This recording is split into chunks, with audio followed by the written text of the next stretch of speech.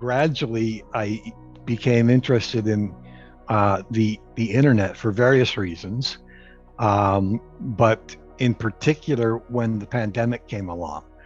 And I was asked by Acorn to do interviews, speaking as a person who's enduring the pandemic with no internet, and speaking as a person who could listen to the radio and hear all the wonderful reasons why the internet is so important, and how important it is not to be socially isolated, and how important it is to be able to track government information and health information and COVID information. And there I was with no internet. It's quite scary because when this past year, just a few, several times the RCMP contacted or let our communities know that if you need their emergency services, we can't even dial 911. We call, in Niqalut, it's 979-1111.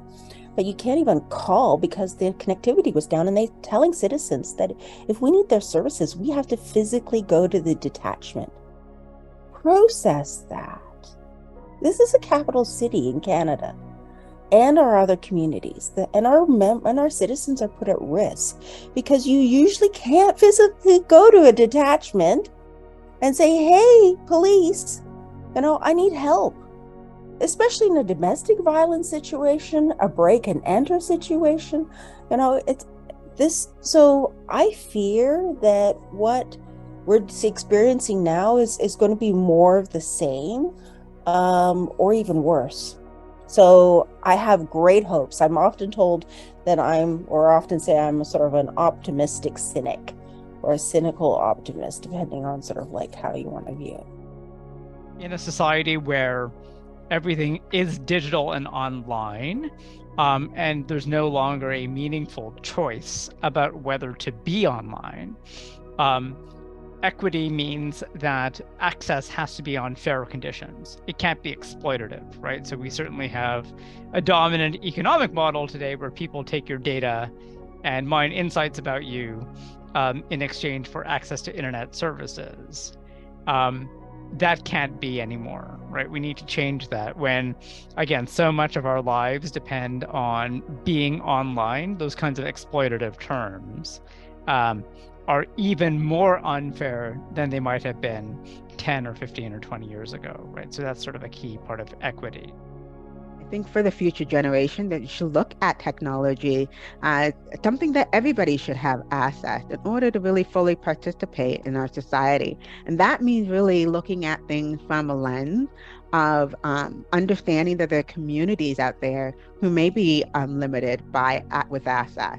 And we want to give them the opportunity because, as we can see, we're all very connected in this world. And when one groups or organization or identity don't have access, it really affects all of us.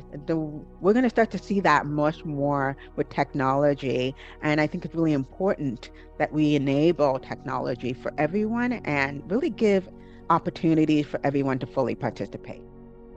There are many things that need to change to ensure digital equity in the future. I would say that on a fundamental level, there's a lot of assumptions that need to be challenged within our society more broadly.